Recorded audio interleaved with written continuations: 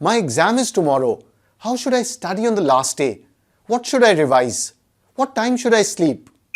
Oh, my friend sent me some important questions on WhatsApp. I have so many things going on in my mind. What should I do? Don't worry.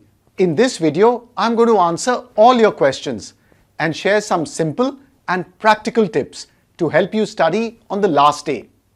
I also have a video on how to prepare for exams, which you might find useful. I'll put a link to that. I'm sure if you apply the tips in these videos, you'll score much better in your exam. If you find these tips useful, do hit the like button and share the video with your friends. Alright, go ahead and ask me your questions. First question, what should I use for my revision? I have my school textbook, reference books, notes, question banks, and so many test papers here. Which one should I use? Great question. If tomorrow is your board exam or your school exam, then on the last day, you should only be revising from your school textbook. Let's say you're in CBSE board, then just revise from the NCERT textbook on the last day. No other textbooks. Since 80 to 90% of the questions are based on the main textbook. So just use that for your revision. If you have made detailed notes, then you can use that, but nothing else. Don't borrow your friends' notes on the last day. I have so many chapters in my syllabus. Should I revise all the chapters on the last day? Yes, you should revise all chapters. Remember, the test paper is designed to cover the entire syllabus, not just a few chapters. So spread out your revision. Try to cover all the topics on the last day.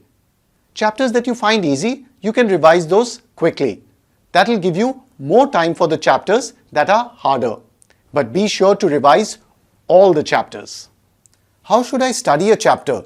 Just read it or do the questions at the end. Don't read the whole chapter on the last day. Be efficient. Just scan the chapter and spend time on the important things, like learning definitions, revising the formulas. Look at the things that you've marked in the book for revision. The best way to learn formulas and chemical equations is to write them down. Because when you write things, you will remember them better. At least you won't forget it the next day. Now, while doing your revision, you may feel that there are some really important things that you would like to revise once more. Like doing a second revision before sleeping or next morning before going to the exam. So here's a pro tip for you. While doing your revision, tick mark the things that you want to revise again and note down the page numbers on the first page of your book. So in your final revision, you can quickly find the pages and do your second revision super fast. Should I practice questions and sums on the last day? If your textbook has solved examples, it's best to revise the solved examples first. For the solved examples, you can think of the answer and quickly check the solution. After that, take a look at the chapter questions. Again, don't solve each question. Just think of the answer in your mind. Also, practice a few sums. Just 1 or 2 sums to revise the formulas. Of course, if it's a maths exam, then you'll be practicing a lot of sums. For maths, try to cover different types of questions. Remember, don't strain yourself by solving too many questions on the last day. My friend sent me some important and tough questions on WhatsApp.